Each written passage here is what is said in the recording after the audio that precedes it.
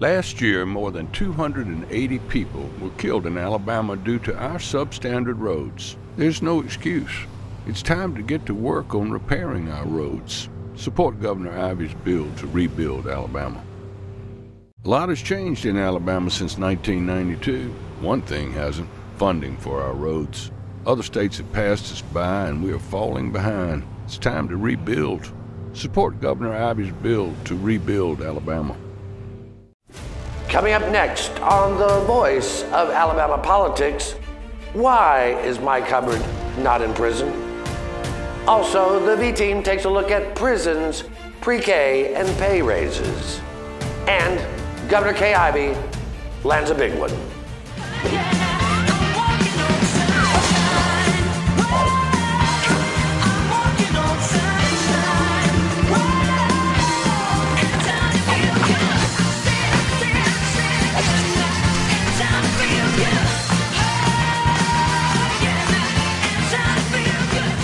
She's walking on sunshine.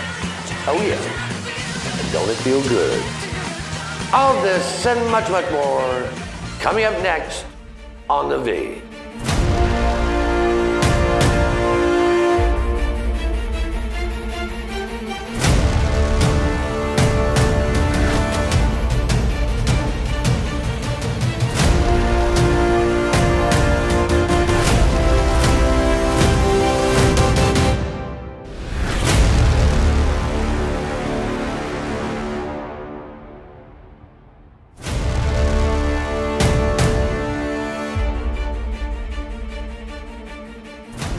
Welcome to The Voice of Alabama Politics, where we tackle the tough issues so you have the hard facts.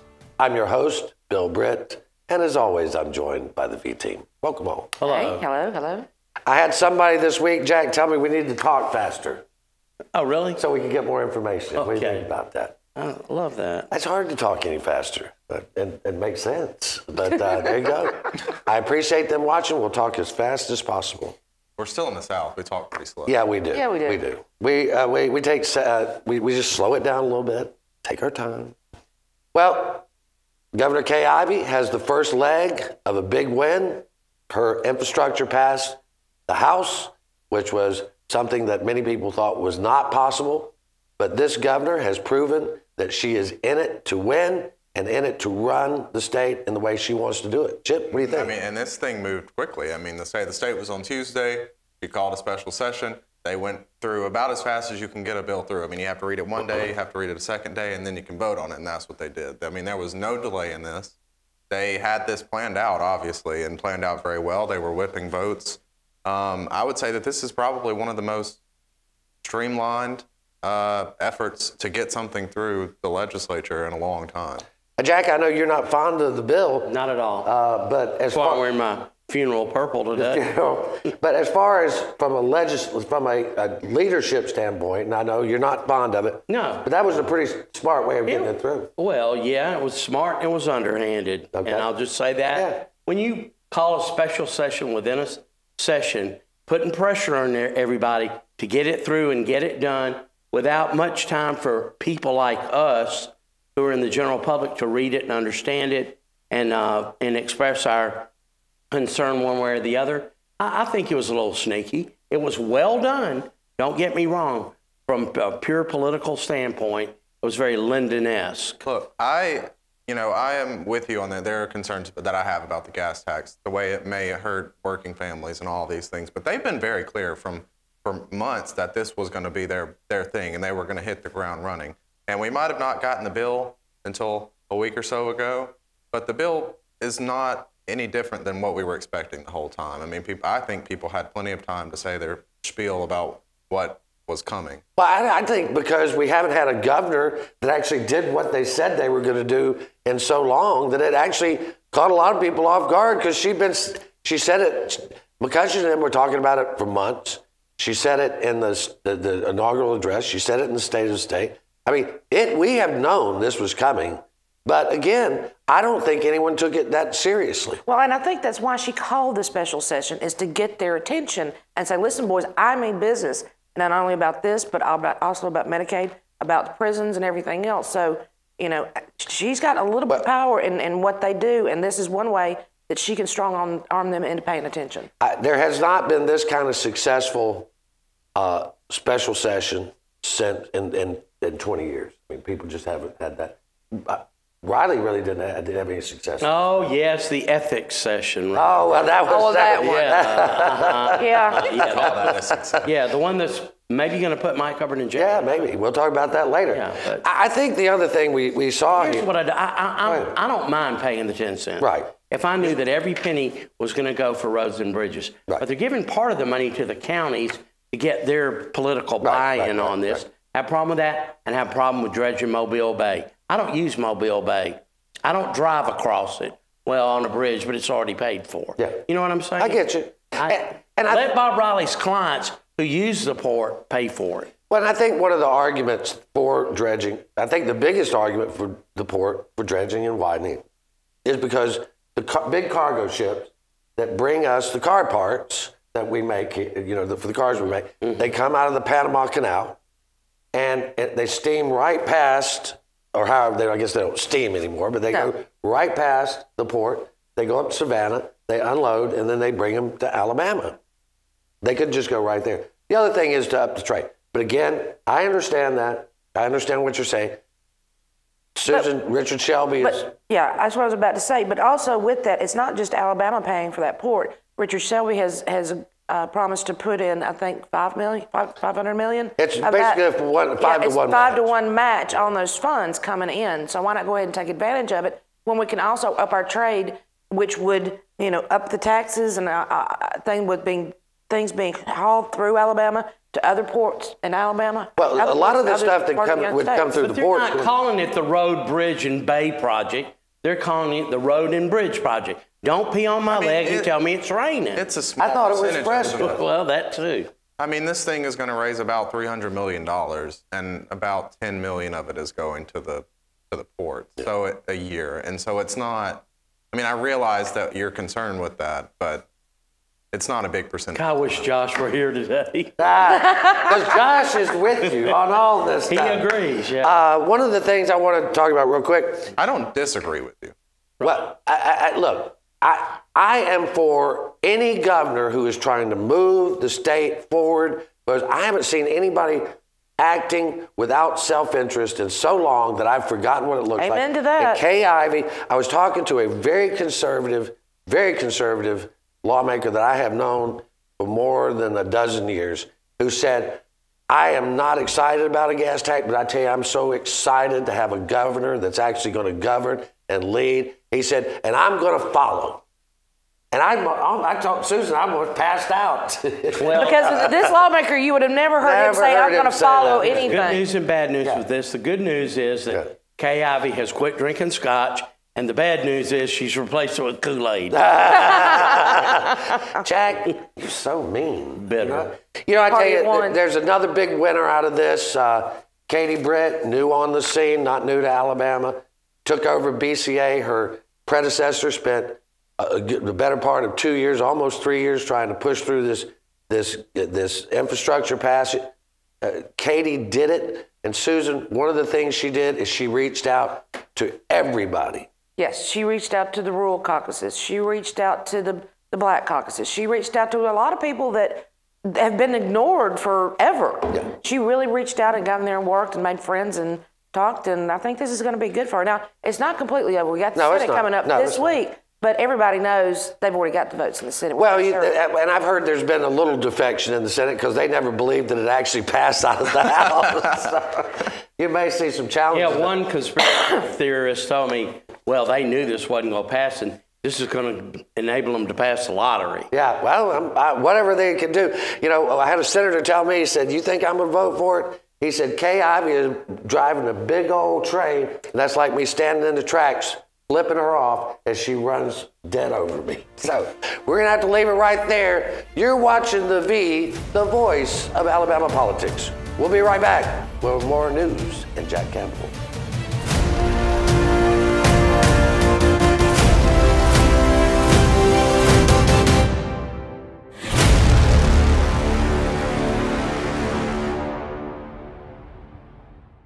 What a great opportunity for your success. Adding 500,000 highly skilled employees to our workforce by 2025 is how we stay ahead in Alabama. Our economy is stronger than it's been in years, and a skilled workforce is more important than ever. Things move fast, so choose your path.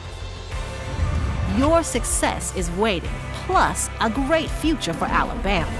Success Plus. Go for it.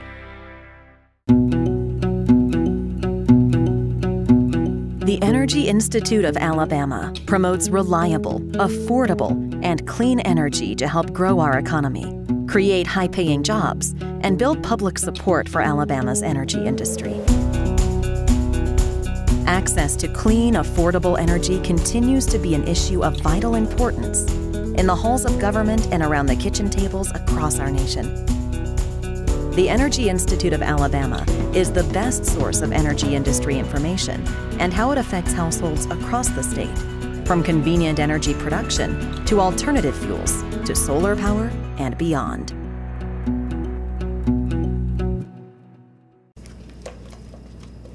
What are you doing today, babe? I thought I'd head down to the lake with the guys, do a little fishing.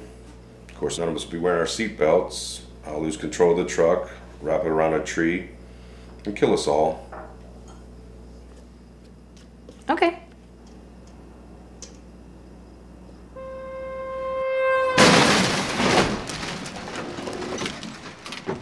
Drive safe, Alabama. A message from your Alabama Department of Transportation.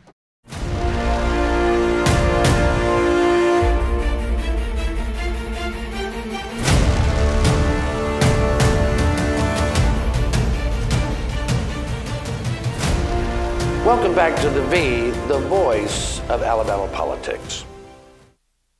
During Governor Kay Ivey's State of the State, she laid out a very ambitious agenda. She wants to do work on prisons.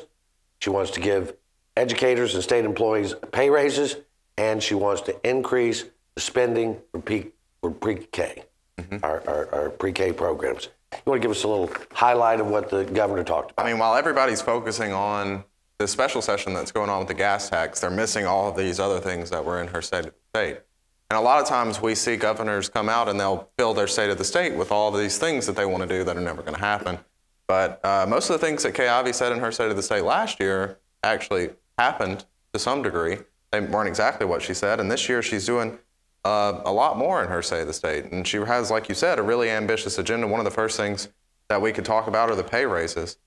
She got pay raises for teachers and state employees last year.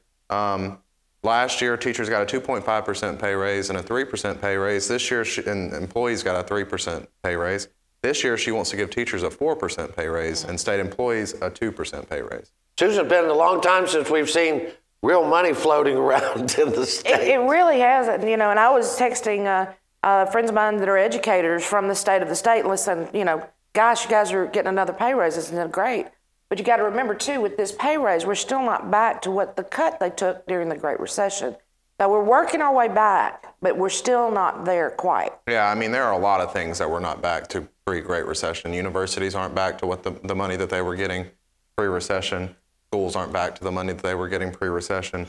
But she's doing something. So she's also wanting $75 million in new funding for higher education, which will help them get closer to what they were getting before the recession. Yeah. But yeah, we're still behind. Jack, I know you're a naysayer on some of this stuff. Yeah, I expected, when I heard that speech, I was waiting for the snow to come down. That woman, Amy, whatever her name is, running for president, where the hell's all this money going to come from? Yeah. She said, I mean, that may as well have been a Democrat up there talking. We need money for this, money for that. We're going to do this. We're going to do that. Who the hell's going to pay for it? We're putting all our eggs in the road basket, and I don't have any idea where the money's coming from. Yeah, I mean, that's fair, but the state employee pay raises are a relatively small drop in the bucket. I think it's something like 14 or 15 million. I'm not against it. Yeah. I'm just saying where that's a valid concern. The teachers' money comes out of the ETF anyway. Yeah, and which is growing at a quick pace. Yeah. But the general fund is not growing so fast, but Medicaid now is at, not rising in costs. Well, and here's a real. Well, they've cut costs over there by I forget how much they said, some 40 million. Something like that. Stephanie Azar and has? I'm with you. You know, all these things are nice. How do we pay for them? We're going to get there. You know, that's one of the things that we're going to get there in this special, or this after we get out of the special session. We're going to have to address these things. Mm-hmm. These are right now. I want this. I want this. I want this. Corrections, Jack. You know, Governor Ivey wants to build 3 new prisons. We have to do something there. We got a federal judge breathing down our neck. We have to do something. Yeah, I mean, I was on the radio with Jeff Poore, who's got a nice show out coming out of Birmingham, and he asked me about these prisons and talked about prisons. People don't want to put money in prison. I said, go spend a day, right? Go spend an hour in a correctional facility in Alabama. Go spend an hour. And I'm going to make it a mission, and I told you this the other day.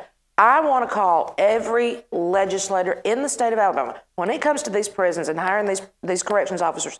And I want to know which legislators have actually toured a prison and which ones haven't. Well, and the ones that haven't need to sit down and keep their mouth shut. Well, I think if you spend the night with 390 men in a metal building the size of a basketball court and share with those 390 men 6 toilets, 6 sinks, and 3 shower heads, you will change your mind about the crowded prisons. I totally agree with this that. is not Totally inhumane. And this is not even solely about the prisoners either. No. I mean, it's about the corrections officers who are, you know, leaving because they don't like the jobs or not getting the competitive pay raises that they need. Well, and because we need, a lot of that has to do with the violence. Because when you've got 390 men in that facility and you've got 6 toilets, you're going to have violence, just basic violence. And it's not just prisoner on prisoner. It's also a prisoner on correctional officer. That's right. So why in the world would they want to? Well, they're leaving for a reason. Yeah, of course they are. Well, you know, I mean, look, let's be honest. You know, you talk about getting mad about taking the last roll of toilet paper at your house. These guys really, I mean, they're hot boxes for violence. And our correctional officers are nothing but prisoners for 8 to 12 hours every day of their lives. And we've already been mandated to hire more, at least in mental health. In those areas, they're going to have to hire more correctional officers. They I don't were know whether mandated they to get hire money, correctional but they're going to have to. Do you know that the average lifespan of a full-time correctional officer, somebody who serves 25 years as a correctional officer, is 55 years old? Good grief. Yeah, It's a stressful job. Yeah, very stressful job. Well, on a positive note, pre-K is a program that Alabama has been very proud of. Of course, nobody ever mentions that it was Don Siegelman, Governor Don Siegelman, who started the pre-K program. It's become a Republican program, but it was started by Don Siegelman, and it has been a very successful program. Chip, she wants to put more money into that. Yeah, I mean, it's wondering where the money's it's coming from. generally recognized as the best one in the country. Yeah. The problem is it only, you know, works for about 32% of the kids that are eligible to go. Right. Because there is only, you know, that much money to fund that many classrooms. But the last couple of years, both years, Ivey has, you know, proposed historic funding increases for for pre-K, and that's what this one would do. Jack, if they would pass a lottery with a gaming component, they could pay for a lot of this stuff with people voluntarily putting their money into it. Yeah, I totally agree, and I'm not against the cigarette tax either. Nope, I know me either. It affects a lot of people, but you know, we're paying for people in emergency rooms and hospitals and all that stuff, but I think that would raise a lot of revenue. Yeah, I think you could put you get a lottery that actually gives money to the state with some gambling components, raise cigarette tax, and raise liquor tax, Susan. I don't care. Yeah, why not? You are not going to tax people out of drinking or smoking or gambling, are you, Jack? No, but there's still people who drive across the state line to buy whiskey. That's right. It's Baptist. Yeah, well, yeah. Chip, Who won't speak to you if they see you in the liquor store? No, well, I certainly. Yeah, well, they don't know you. Yeah, that's right. But Chip, this is ambitious. But again, here we see Governor Ivey leading. She is. I mean, again, this is just I don't remember, you know, Robert Bentley's State of the States were not this ambitious. He did not come out. His were, you know, all about prisons. His last year, of course, he was embroiled in that scandal.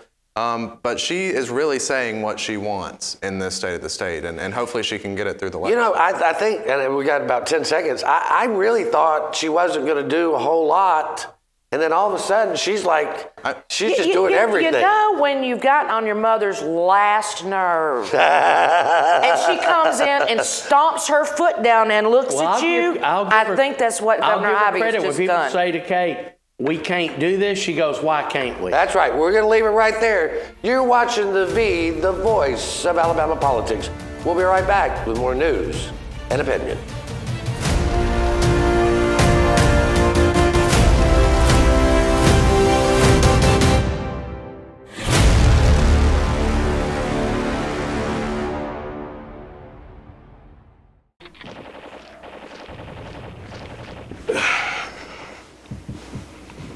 Hey man, what are you doing today?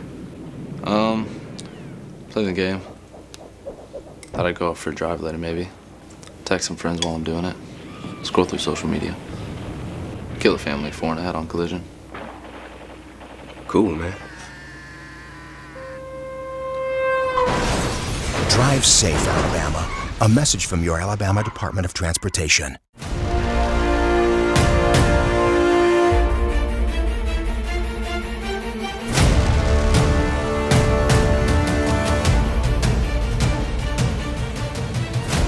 Welcome back to The V, the voice of Alabama politics. Susan, it's been over 1,000 days since Mike Hubbard was convicted by a jury of his peers in Lee County. Why? Oh, why is he not in jail? Political reasons, obviously. I mean, the Supreme Court now has had it, I think, 3 times over how many days they were supposed to have it within their judicial rules to have ruled on this case, and they still haven't ruled on it. I mean, Jack, there are rules that they're supposed to get these cases off the docket, and they haven't done diddly squat. Well, remember the clerk was having trouble getting all the transcripts typed and all that kind of stuff, and it was kind of late getting to the Court of Criminal Appeals. Now, granted, they sat on it a long time. 2 years. Yeah, 2 years. 2 years. I mean, that's a long time. And I know Mary had recused herself and Beth Kellum had health problems and they didn't have the full, I kind of get it. Come on, Supreme Court. How long has this current Supreme Court been sitting, though? How many weeks now? Well, I get that this is a complex case, but if this had been a black man who had been convicted on drug charges or something like that, his would have been ruled on weeks ago. Oh, absolutely years ago. Absolutely We've right. had capital murder cases that people were charged. They've already gone through the entire appeals process since Hubbard has. It is because they were charged after Hubbard was. Yeah, remember that? It's because of political pressure. That's all it is. It is. And the only he was convicted. The jury in Lee County convicted him. The appellate court said, yes, this was pretty good. All we need is for Tom Parker and the Supremes to come out and go, baby, baby, where did our love go or something? I don't know, Jack. You know some Supreme songs, don't you? all the Supreme stuff. I mean, look at me. I know them all. How about Stop in the Name of Love? Oh, yeah, absolutely. But jail. I'm telling you. You know, it was really weird. Up the ladder to the roof. And while we're waiting for the Supremes to come down from Mount Olympus, from off high, yes, we're having people trying to change the ethics law. Oh, yeah, of course. Which we cannot forget that is probably going to happen this year in the midst of all of this other stuff. Oh, yeah. They're going to try to slide that one in. They want common sense ethics reform. Yeah, like being a lobbyist but calling it a consultant. I'm a consultant. What do you mean that's not common sense? Or an advisor. I do legislative advisor. And site selecting. And we've already got a pestle of them up there now. I mean, they all think we're stupid as hell. You know it. But the thing is, you've got an Attorney General, Steve Marshall, who isn't going to do diddly squat except kiss the legislature's butt. He's got felony problems himself. It's just, why would he want to convict anybody else? And then you've got an ethics commission over here that might as well be running a Bangkok hoe house. They sell spades and hoes and forks and all that. And I know people wonder why we sit around and every 3 weeks we complain about Mike Hubbard and we complain about the ethics commission and we complain about the ethics laws. But this is your money that these people are misusing, and you need to pay attention to what's going on with it. And I know ethics stuff is boring. Nobody cares about Mike Hubbard because he was convicted 3 years ago, but this is important. Well, public corruption is one of the worst crimes possible because they don't have to. They don't have to be corrupt. They don't have to. They're making a good salary. Mike Hubbard was worth $8 million when he was convicted. Listen, it's a deterrent to job growth and industrial recruitment. Yeah. When they think your public officials are crooked and have to be bought off in order for you to do business in that state, they ain't coming here. I know. Well, and you know, this is the dangest thing, and I hope we can get it up here on the screen. So Tuesday, as we're in session, Mike Hubbard shows up in Montgomery and meets with his old buddy, Billy Canary, and they're hanging out at the whatever you call that bar, Twin Peaks. It's Hooter-esque. It's Hooter-esque. Hooter-esque. What is Hooter-esque, Jack?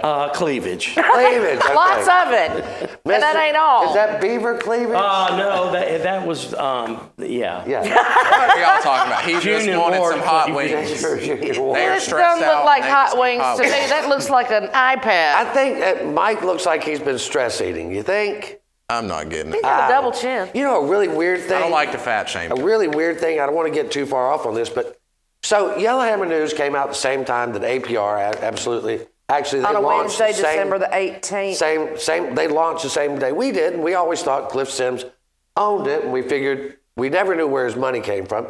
Well, there was an article in the Columbia Journalism Review and Chip where they admitted John Ross, Tim Howe, and Allison Ross, who's now the publisher, the wife of John Ross, admitted that John Ross and Tim Howe, lobbyists, owned Yellowhammer News From day one. From day one. All right. Mouth agape. Well, Yeah. and what are you supposed to say? That would be like the Washington Post being owned by two Democratic lobbyists or the Montgomery Advertiser. Well, he's not a lobbyist. He's an industrialist or businessman. Didn't you think Or it was the a Montgomery brilliant Advertiser. Didn't you think it was a brilliant idea that they had to come up with this Cliff idea? Sims is a fraud, okay? He was a fraud from day one. What's his claim to fame? He was Barry Moore Sunday school class student and played in a band. And all of a sudden he's running a political newsletter. Well, I thought it was amazing that Ms. Ross, who's the publisher, admitted to the Columbia Journalism Review, Allison, what was her Allison name? Ross. Admitted, she said, the owner's identity was kept secret. Otherwise, she, quote, Cliff would have no credibility to stand on, and everybody would have assumed that he was slanted. Guess what he was? Like nobody knew. You know, it was so coincidental that we launched on the same day. I think, wasn't it the month before we showed them all those guys our business plan? It was three or 4 months before. Yeah, we showed them our business plan. The thing and they kept that checking gets on me, us Jack, every day. and I'm sorry, this is bitter party of one. We never took a dime from anybody but advertising. It was right there on the page. And none of our stories were orchestrated by anybody. Nobody. And yet they called us paid for news. It was a fraud. Yeah, it was absolutely fraud. Well, we're going to have to leave it right there. You're watching the voice of Alabama politics. You watch us because we watch them.